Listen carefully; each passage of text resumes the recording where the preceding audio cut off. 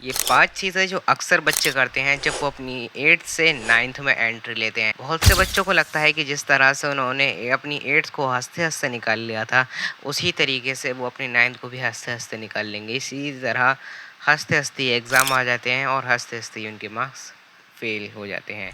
मतलब वो क्लास में फ़ेल नहीं होंगे, लेकिन आपके मार्क्स उस लेवल के नहीं आएँगे जो आपको सैटिस्फ़ाई कर दें या आपको आईआईटी तक पहुँचा सकें।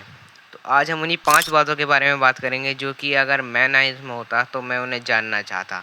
तो चलिए शुरू करते हैं। आपके लिए ये वीडियो बहुत इम्पोर्टेंट है क्योंकि आपको मैं बता रहा हूँ अपने एक्सपीरियंस से, इसलिए ये वीडियो आपके लिए बहुत ज़्यादा इम्पोर्टेंट होने वाली है। तो पहला पॉइंट आता है कि 9th आपकी 8th जैसी बिल्कुल नहीं होने वाली। द रियलिटी चेक, इसमें सिलेबस चेंज होगा, मैथ का फॉर्मेट चेंज होगा और हो सकता है कि कुछ बच्चों को तो डिप्रेशन भी हो जाए क्योंकि 9th की मैथ बहुत ज़्यादा हार्ड होती है और इसको कवर करना किसी के लिए भी इतना आसान नहीं होता। यहाँ तक कि आपका टॉपर भी जो है वो भी रात भर पढ़कर ही 9th में भी अपनी टॉपर की पोजीशन को संभाल पा रहा है।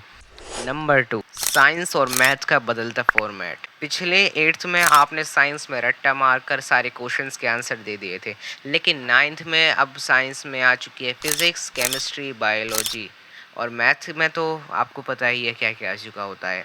और इस कारण अगर आप रट्टा मारकर एग्ज़ाम में जाओगे तो फिर आपसे जो डिटेल में क्वेश्चंस पूछे गए होंगे, आप वहाँ पर फँस जाओगे और पकड़ लिए जाओगे कि आप भी एक रट्टेबाज़ हो। अब चलिए अपने नंबर 3 की तरफ बढ़ते हैं, जो कि तो अक्सर स्टूडेंट करते हैं जिस कारण वो अपनी 9th में उतना अच्छा परफॉर्म ही नहीं कर पाते। NCERT is gold mine for every student. तो देखो इसका सिंपल सा सीधा मतलब ये है कि आप एनसीईआरटी को जिस कदर इग्नोर करते हो उस कदर उसको आप प्यार करने लगो तो फिर आपका जो मार्क्स है वो अपने आप ही ऊपर पहुंच जाएंगे। इसके लिए एक लाइक तो वो कर ही देना।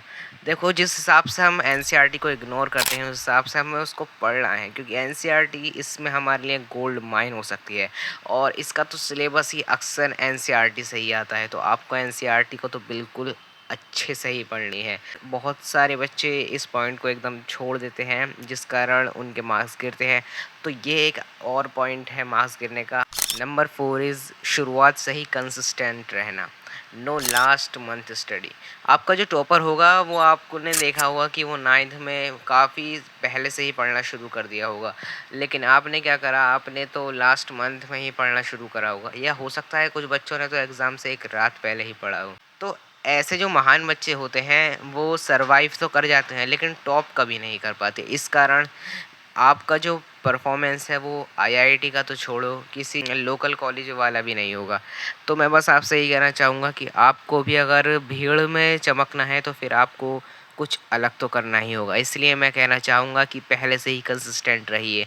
अपने स्कूल्स को अटेंड करिए, एक भी छुट्टी को मत करिए। अगर ज़्यादा मजबूरी ना हो तो अपने ट्यूशन्स, कोचिंग और क्लासेस इन सबको अटेंड करिए।